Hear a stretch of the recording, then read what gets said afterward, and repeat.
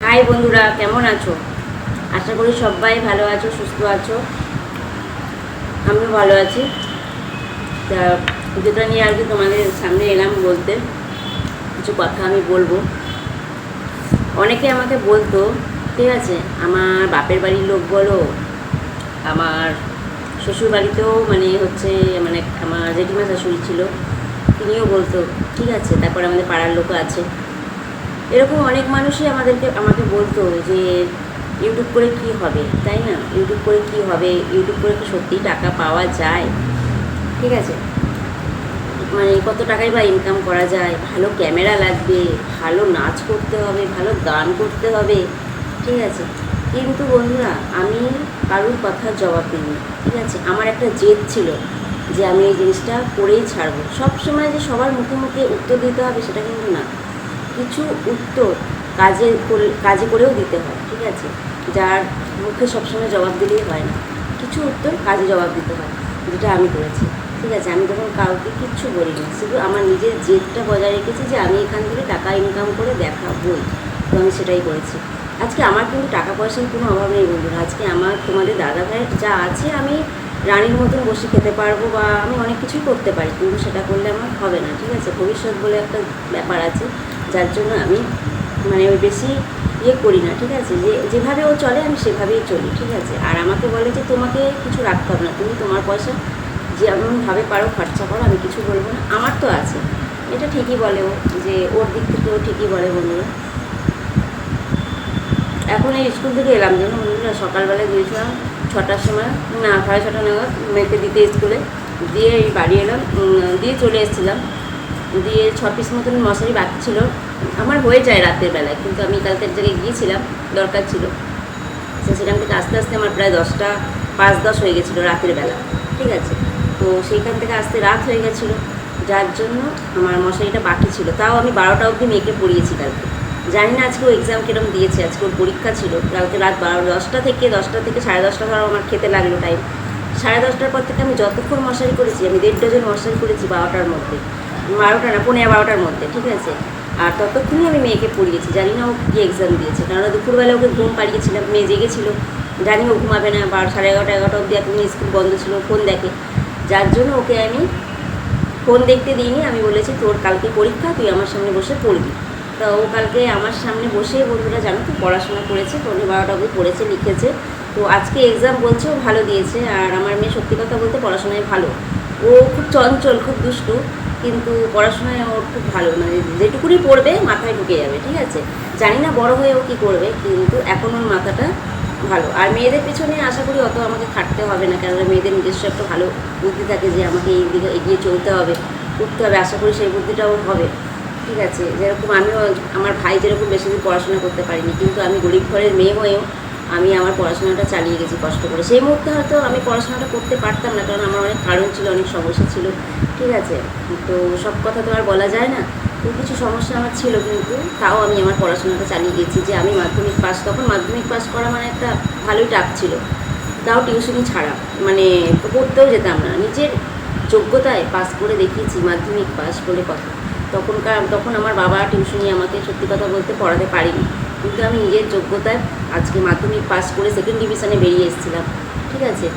তো যাই হোক, এটা সত্যি করে মানে আমার জেদ ছিল যে আমি পড়াশোনা করবই।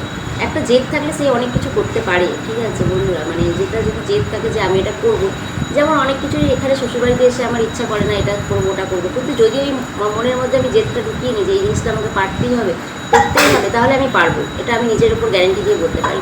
কিন্তু সেই ইচ্ছা বা আগ্রহটা আমি যেরকম শাড়ি, আমি এখনও সুন্দরভাবে ভালোভাবে শাড়ি পরতে পারি না, কিন্তু আমি যদি জেদ করি যে না আমাকে শাড়ি পরাটা শিখতেই হবে, তাহলে কিন্তু আমি পারবো। আমার নিজের ওপর এইটুকুনি ভরসা আছে, ঠিক আছে।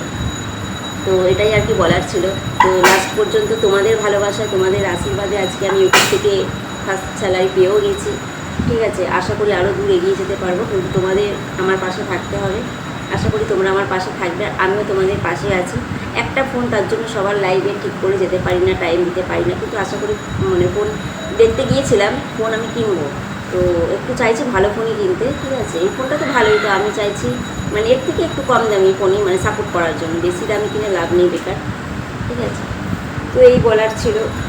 যে সব কথা মুখে জবাব দিতে নেই, কিছু কথা কাজে দেখিয়ে দিতে হয় যে না আমি কিছু পেরেছি। আজকে থেকে 10 টাকা ইনকাম করলে অনেক, যে সোশ্যাল মিডিয়া থেকে আমি ইনকাম করেছি এরকম চারটিখানি কথা না। আমি কিন্তু বাইরে গেলে দোকানে বলো, এই কসমেটিক দোকান এখানে সেখানে যাই হোক কাজ মানুষে পেয়ে যাবে, কিন্তু সেটা বড় কথা না। কিন্তু ইউটিউব বা ফেসবুক এগুলো থেকে টাকা পাওয়া সত্যি খুব টাকা। আমি যাকেই বলছি যে আমি ইউটিউব থেকে টাকা পেয়েছি সেই অবাক হয়ে যাচ্ছে যে তুমি ইউটিউব থেকে টাকা পেয়েছো। যেমন আমাদের মিস মানে কোয়েলকে যে পড়ায়, সে বলছে সত্যি আমি আমার মানে চাইলেও পারবো না, যেহেতু আমাদের বাইরে কাজ করতে হয়, সংসারের কাজ। আমি বলছি তুমি সব থেকে বড়ো কথা তুমি বাইরে কাজ করো, তুমি পারবে না। আজকে যদি আমিও বাইরে কাজ করতাম, ইউটিউব নিয়ে পড়ে থাকা আমার পক্ষেও সম্ভব ছিল না। কিন্তু যে যাই হোক মানে ঘরে থাকি সারাদিন, ঘরের কাজকর্ম, যে ইউটিউব করতে গেলে ভালো নাচ করতে হবে, ভালো গান করতে হবে বা ভালো কমেডি করতে হবে তার কোনো ব্যাপার নেই। সারাদিন যেটা করি ঘরের ব্লগ সেটাই তোমাদেরকে শেয়ার করি। আর আমি যেটাই করি, আমি যেখানেই যাই না কেন সব কিছুই তোমাদের শেয়ার করি। এটা আমার একটা পেশা হয়ে গেছে বলতে পারো। তো বন্ধুরা এটাই বলার ছিল যে ইউটিউব করে সত্যি টাকা ইনকাম করা যায়, শুধু নিজের ইচ্ছাটা থাকতে হবে, এটাই সবথেকে বড়ো কথা। আর এত গরম পড়েছে বন্ধুরা কী বলবো। তো জাস্ট সকালবেলা কোয়ার্টার পাউরুটি এসেছিলো আমাদের বাড়ির সামনে, তখন মেয়েকে স্কুলে পাঠায়নি, তখন মেয়েকে রেডি করিয়েছি, তখন একটু সকালবেলা করে গাড়িটা আসে, তো তখন দেখলাম এসছে, তো লোভ লাগলো কোয়ার্টার পাউরুটি। আর আমার মেয়েও খুব ভালোবাসে, আমি আমার মেয়ে তোমাদের দাদা ভাই 3 জন মিলে খেয়ে নিলাম। এবার রান্না বসাবো, বুঝেছো, বাজার করতে গেছে। আমার আবার প্রতিদিন মাছ লাগে, যেমন শুক্রবার একটা দিন নিরামিষ খাই, কিন্তু আমার প্রতিদিন মাছ লাগে। মাছটা ছোটো হোক কিন্তু আমার মাছ লাগবে, মাছ ছাড়া আমি যেন না ভাত খেতে পারি না, খুব প্রবলেম হয় আমার। জানি না এটা কেন হয়েছে, বুঝতে পারি না। আসলে এখানে আসার পর থেকেই মানে এরা মাছ ছাড়া ভাত খেতে না, মানে আমি দেখেছি আর কি। শুক্রবার শনিবার দুদিন নিরামিষ করতো, তো আমি আসার পর শনিবারটা বন্ধ হয়ে গেছে, শুক্রবার একটা দিনই নিরামিষ হয়। তো সেদিনকে আমার আর কি পোস্তটা ভালো লাগে। ওদের তোমাদের দাদাভাইকে সোয়াবিন করে দিই, কিন্তু আমি আর আমার মেয়ে আমাদের পোস্ত দরকার, আমাদের পোস্ত বিউলির ডাল এগুলো হবে। যেহেতু আমি ঘটি, আমি এখানে বাঙাল বাড়িতে আমার বিয়ে হয়েছে, কিন্তু আমি মানে ঘটি আমাদের বাপের বাড়ি, তো আমাদের বাপের বাড়িতে বিউলির ডাল পোস্ত এটাই বেশি চলে। তো এটাই বলার ছিল। কেমন লাগলো ভিডিওটা সবাই কমেন্টে জানাবেন, আশা করি সবাই ভালো লাগবে। সবাই কেউ অ্যাড স্কিপ করো না, পুরো ভিডিওটা দেখো, কালকে দেখিয়েছি। তো চলো টাটা, সবাই ভালো থেকো, সুস্থ থেকো, বাই। কেমন আছো বন্ধুরা, আশা করি সবাই ভালো আছো, সুস্থ আছো। পায়েলের নতুন ব্লগে তোমাদের সবাইকে স্বাগত। তো যেটা বললাম মানে এটা আর কি আমার সাথে হয়েছে, তাই জন্যই আর কি বললাম। অনেক মানুষ, এরকম কম না, অনেক মানুষ বলেছে যে না ভালো ক্যামেরা লাগবে, নাচ গান ভালো করতে হবে। তো আমার তো বন্ধুরা ওসব জানা নেই। আমি আর ইউটিউব থেকে যে ইনকাম করবো আমার সেই আশাতেও মানে আমি করিনি যে এটা চালিয়ে আমাকে সংসার চালাতে হবে। যে তোমার দাদার যা আছে আমি রানীর মতন বসে খেয়ে দিয়ে মানে শুয়ে বসে খেয়ে দিয়ে আরামসে থাকতে পারবো, কোনো অসুবিধা নেই। কিন্তু প্রত্যেকটা মেয়েরই তা বলেও নিজের পায়ে দাঁড়ানোটা দরকার। সবসময় হাত পেতে টাকা নেওয়া আমার পক্ষে, আমারও ওটা ভালো লাগে না। সে যে কেউ বলো না, বর বলো, মা বলো, বাবা বলো, আমার ওসব পছন্দ হয় না। আমি চাই আমি নিজের থেকে মানে নিজের যোগ্যতায় কিছু ইনকাম করবো, যাতে আমাকে কৈফিয়ত না দিতে হয় যে এই টাকাটা দিয়ে আমি কী করলাম আর কি। সেই জন্যই আমার এই ইউটিউবে এত খাটনি, এত পরিশ্রম। আর আমার মতে বলে যে কোনো ফালতু ইয়ের থেকে কোনো কাজ বাজ বল মানে টুকটাক কোনো ফালতু ইয়ের থেকে ইউটিউবে করা অনেক ভালো। এটা তো ভালো, এটা তো খারাপ কিছু না। ইউটিউবে কাজ করা সত্যি খুব ভালো, সম্মানের কাজ। এটা কোনো বাজে কাজ নয় যে এতে কোনো, তোমাদের দাদাভাইও ভালো মতন জানে যে পায়েল কখনো কোনো অন্যায় কাজ করবে না, ঠিক আছে। আর এটা আমার তোমাদের দাদাভাই ভালো মতনই জানে যে ওকে কখনো আমি ঠকাবো না, ঠিক আছে। সেই ভরসাতেই ও আমাকে এতটা দূর মানে এগিয়ে যে সাপোর্ট করেছে, ঠিক আছে। আর ওর সেই বিশ্বাসটাও আমি রাখবো যে কাজ করতে এসেছি, আমি শুধু ইউটিউবে কাজই করে যাব, ঠিক আছে। তো সবাইকে অনেক অনেক ভালোবাসা। তো আজকে অনেক দিন পর দেখো যে আমি মেয়েকে নিয়ে স্কুলে যাচ্ছি, আর দুটো কেক কিনেছি। এটা মানে চান টান করে আসার সময় ছুটির টাইমে মেয়েকে আনতে যাচ্ছি। তো আমি একটা কিনলাম আর মেয়েকে মাম্পিকে একটা দিলাম। আর চা খাওয়া হয়নি সকালবেলা, আজকে স্কুলে গিয়ে চা খাওয়ার টাইমও পাবো না, যেহেতু অনেক বেলা হয়ে গেছে। তার জন্য আমি বাড়িতে গিয়ে চা করব, তো ওর জন্য আর কি চা খাওয়া হলো না। খিদে পেয়েছিলো, দুটো কেক কিনলাম, আমি কিনলাম, তোমাদের দাদাভাইকে দিলাম, মাম্পিকে দিলাম। এই কজন কেক খেতে খেতে স্কুলে গেলাম। তো দেখতে থাকো ভিডিওটা, কেমন হয়েছে কমেন্টে জানিও, আশা করি সবার ভালো লাগবে।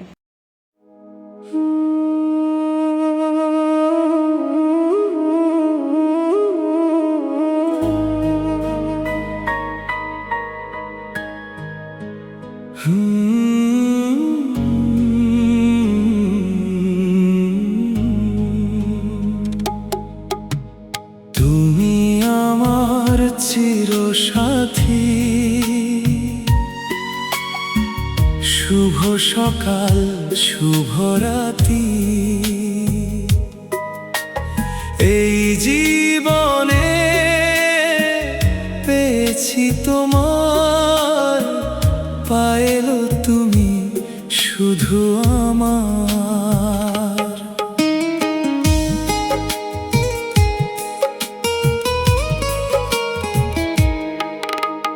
তুমি আমার স্বপ্ন জুড়ে, মন যে তোমায় ঘিরে। ভালোবাসার প্রতিটা ক্ষণে আছো তুমি হৃদয় জুড়ে। যা ছিল শুধু মনের আশা, তোমায় পেয়ে পেল ভাষা।